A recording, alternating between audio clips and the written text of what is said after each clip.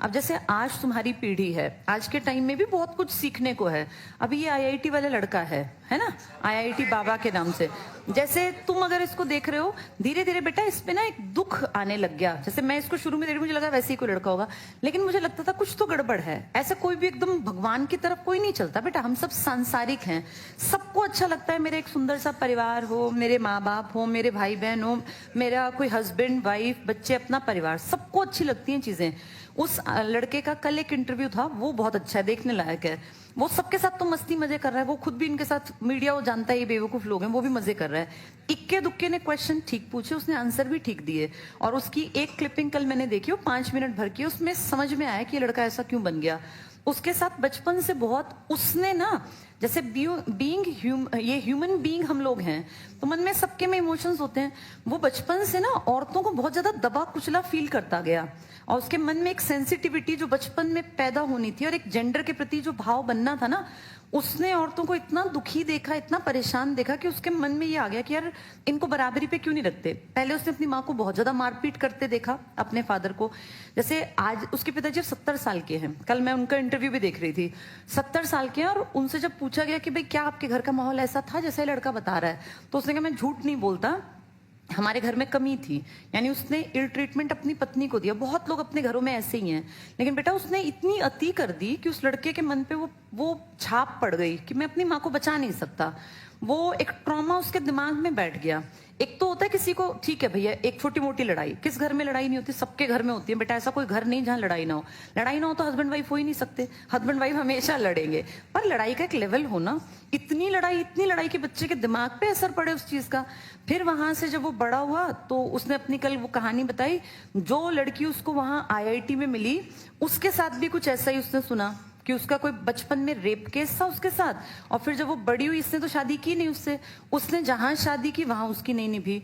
तो उसने कई, उसकी लाइफ में 3-4 महिलाएं जो थी ना, उसकी माँ से लेके, बहन से लेके, उसकी गर्लफ्रेंड तक, उन सबकी लाइफ बहुत कष्टमय थी, बहुत परेशानी की थी। तो उसके मन में क्या हुआ कि मैं कुछ भी नहीं कर सकता, अपने इतनी क्लोज जो मेरे आसपास महिलाएं हैं, मैं इनके लिए कुछ नहीं कर पा रहा। और वो इतना ज्यादा अपने आप को असहाय फील करने लगा कि उसको अपने आप से मतलब नफरत होने लगी कि वहां मेरी माँ जब इतनी पिटती थी तब मैं कुछ नहीं कर पाया, अब मेरी जो गर्लफ्रेंड है उसके साथ उसका हस्बैंड इल ट्रीटमेंट कर रहा है, मैं वहां कुछ नहीं कर पाया। तो इन सब चीजों ने ना उसके मन में एक नेगेटिविटी डाल दी। और आदमी क्या करता है, उसको सबसे ज्यादा इजीली अवेलेबल भगवान है बेटा, क्योंकि आप रात में 2 बजे उठोगे तो भी भगवान अवेलेबल है, आप सुबह 4 बजे उठोगे तब भी भगवान सर्वव्यापी है, हर आदमी के लिए हर घड़ी अवेलेबल है। लास्ट में आदमी को लगता है कि मेरा एस्केप कहाँ है, मैं कहाँ जाऊं, तो फिर उसको भगवान दिखता है। जैसे ये बहुत काबिल और बहुत अच्छा लड़का बन सकता था, बहुत अच्छा बाप बन सकता था, बहुत अच्छा पति बन सकता था, बहुत अच्छा बेटा बन सकता था। कैलिबर कितना ज्यादा बेटा, हम तो धूल की कण हैं। जितनी उसने पढ़ाई की, हमें कुछ भी नहीं आता। उसने, हम मुझसे भी ज्यादा, मैं तो कुछ भी नहीं हूँ। उसकी बातें सुन के लगता है इसने कितना तो हिस्ट्री को पढ़ लिया। उसने नेपोलियन बोनापार्ट, पता नहीं क्या क्या पढ़ डाला, हिस्ट्री को लेके, फिजिक्स को लेके, एरोस्पेस इंजीनियरिंग। बेटा इनमें बेसिक चीज भी ना आए हम जैसों को समझ, जो चीजें उसने पढ़ के छोड़ दी।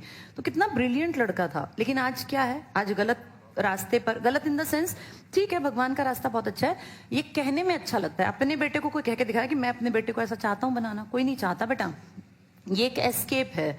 उसको लगता है कि वो बहुत खुश है, लेकिन उसको देख के ये फील होता है कि ये समाज में बहुत ज्यादा योगदान भी दे सकता था, बहुत अच्छा कैरेक्टर बनता, शायद दुनिया समाज में कोई बड़ा एक्सपेरिमेंट कर लेता। लेकिन वो सब इतनी नेगेटिविटी से घिर गया, इतनी उसने दुख कष्ट देखे।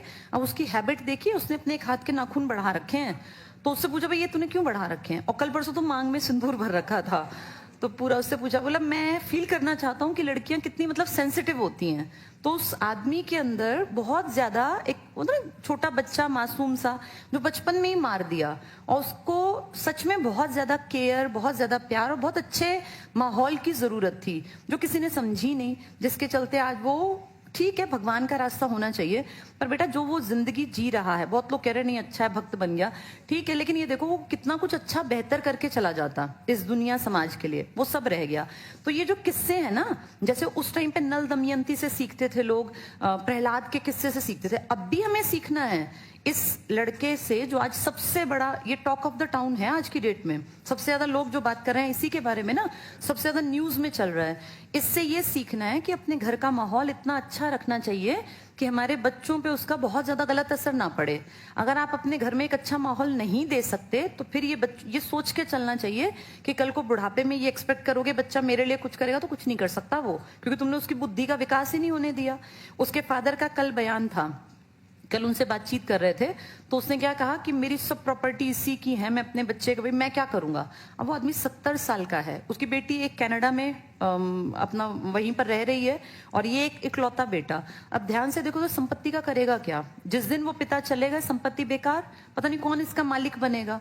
यानी ये सब चीजें छोड़ देनी चाहिए। किसी भी चीज का लालच मत करो। अगर बात आपके परिवार पर आती है तो हर चीज छोटी है, हर चीज फीकी है, बेटा बेजान है। ये संपत्ति, ये घर कुछ काम नहीं आने। एक बहुत छोटा सा परिवार हो और चाहे वो 20-30 हजार रुपए कमाते हो, लेकिन बच्चे के दिमाग पे प्रेशर नहीं होना चाहिए। वो बच्चा फ्रीडम से पले बढ़े, उसके ऊपर ये ना हो कि तुझे ये करना है, तुझे करना है। अगर ये लड़का कहीं 50,000 रुपए कमा रहा होता, अच्छी अपनी शादी करता, बढ़िया घर बार में रहता, खुशी से जिंदगी काटता, तो ज्यादा बढ़िया रहता ना। इतना ब्रिलियंट बन के कितने दुख इसने, कितने कष्ट सहे। उनकी शुरुआत कहीं ना कहीं इसके घर से थी। ये एक लेसन है पूरे इंडिया के लिए, पर हमारे देश में ना इस बात को समझते नहीं है लोग। इससे ये सीखना है कि ब्रिलियंट दिमाग भी खत्म कर देते हैं माँ बाप अपनी लड़ाई के बीच में। लड़ाई सबकी होती है, ऐसा हो नहीं सकता कि हम लड़े ना इंसान, लेकिन लड़ाई का एक लेवल रखो, बच्चे के लिए वो ट्रॉमेटिक एक्सपीरियंस ना हो। चाहे वो लड़ाई हस्बैंड वाइफ की हो, वो लड़ाई घर में माँ बेटे की हो, चाहे वो लड़ाई भाई भाई की हो, या पत्नी की और देवरानी जो है, किसी की भी लड़ाई हो, बेटा लड़ाई इतनी नहीं होनी चाहिए कि बच्चे के लिए वो ट्रॉमा बन जाए। तो ये हमें ध्यान रखना है, इससे ये सीख लेनी चाहिए। ऐसे ऐसे खूबसूरत जिनका जीवन हो सकता था वो बर्बाद हो गए। आज सब बातें कर रहे हैं क्योंकि कुंभ चल रहा है। आज से 6 महीने बाद किसी को याद भी नहीं रहेगा कौन आया IITN, लेकिन उस लड़के की जिंदगी तो बर्बाद हो गई ना। उसके फादर उन जमीनों का, प्लॉट का, पैसे का क्या करेंगे अब? वो सब वेस्ट है। उससे बहुत बढ़िया होता, माहौल अच्छा दे देते, चाहे उसको ना भेजते IIT मुंबई, यहीं कहीं पढ़ लेता, एक अच्छी जिंदगी तो बसर कर लेता, इतना बुरा हाल ना होता। तो ये चीजें ना अभी भी हमें सीखनी है। पहले साधन नहीं थे, आज साधन YouTube है, इसकी जिंदगी से बहुत कुछ सीख सकते हैं। तब लोग कैसे सीखें? तो ये वहां पे स्वांग करके दिखाते कि तुम्हें जिंदगी ऐसी बनानी है। हमारे लिए रोल मॉडल था। तो सांग परंपरा ने लोगों के मन में बहुत कुछ भरा। CET 2025 बहुत जल्दी ही कंडक्ट होने जा रहा है। अगर आपकी इच्छा है हरियाणा में सरकारी नौकरी हासिल करने की, तो आप ICS कोचिंग एप्लीकेशन के साथ जुड़ सकते हैं। महज 250 रुपए में कंप्लीट तैयारी कराई जाएगी। नीचे दिए गए नंबर पर कांटेक्ट कीजिए और हरियाणा में अपनी सरकारी नौकरी पक्की कीजिए।